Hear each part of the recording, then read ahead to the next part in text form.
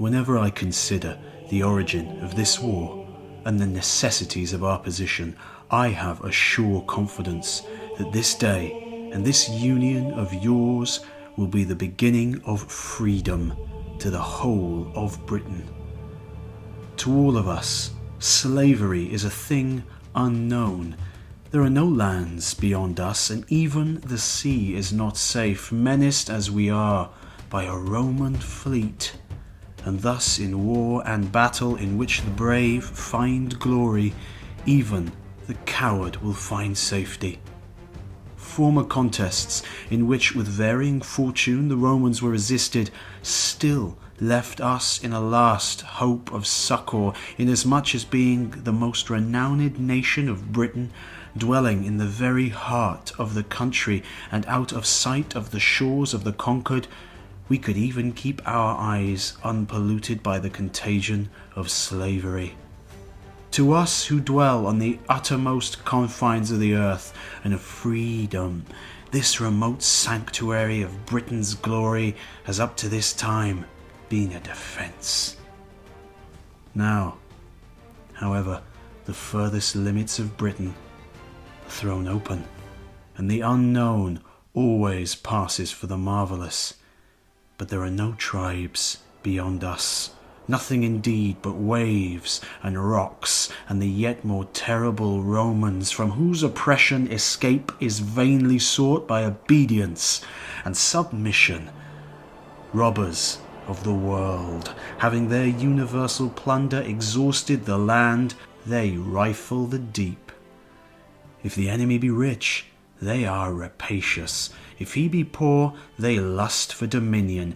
Neither the East nor the West has been able to satisfy them. Alone among men they covet with equal eagerness poverty and riches.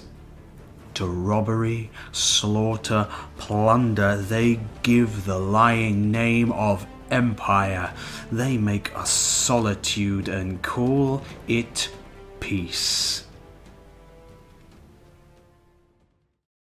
Nature has willed that every man's children and kindred should be his dearest objects. Yet these are torn from us by conscriptions to be slaves elsewhere. Our wives and our sisters, even though they may escape violation from the enemy, are dishonoured under the names of friendship and hospitality. Our goods and fortunes they collect for their tribute, our harvests for their granaries, our very hands and bodies under the lash and in the midst of insult are worn down by the toil of clearing forests and morasses. Creatures born to slavery are sold once and for all, and are, moreover, fed by their masters. But Britain is daily feeding her own enslaved people.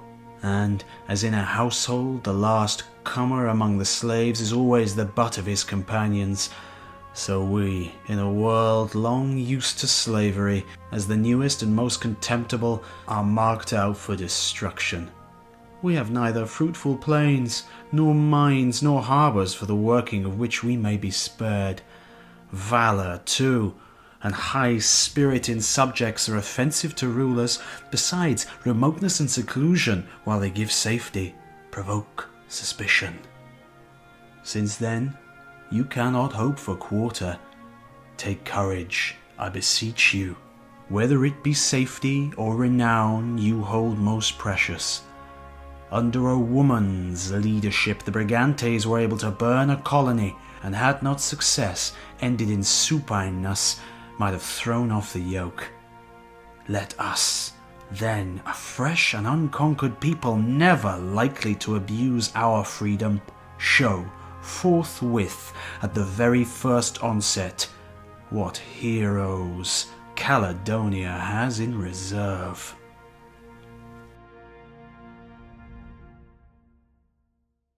Do you suppose that the Romans will be as brave in war as they are licentious in peace? To our strifes and discord they owe their fame, and they turn the errors of an enemy to the renown of their own army, an army which, composed as it is of every variety of nations, is held together by success, and will be broken up by disaster. These Gauls and Germans, and I blush to say these Britons who, though they lend their lives to support a stranger's rule, have been its enemies longer than its subjects, you cannot imagine to be bound by fidelity and affection. Fear and terror there certainly are, feeble bonds of attachment. Remove them, and those who have ceased to fear will begin to hate. All the incentives to victory are on our side. The Romans have no wives to kindle their courage, no parents to taunt them with flight.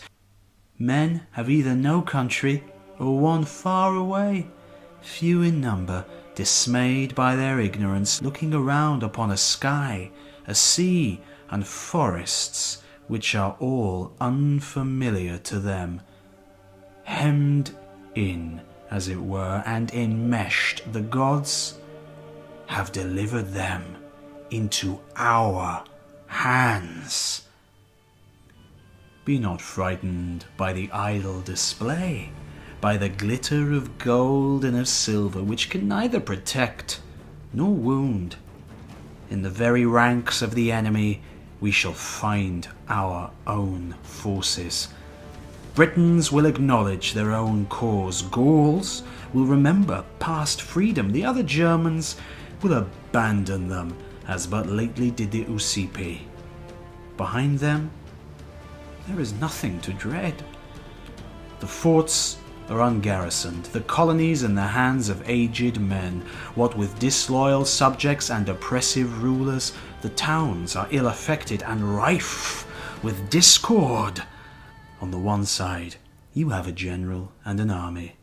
On the other, tribute, the mines, and all the other penalties of an enslaved people. Whether you endure these forever or instantly avenge them, the field is to decide. Think, therefore, as you advance to battle, at once of your ancestors and of your posterity.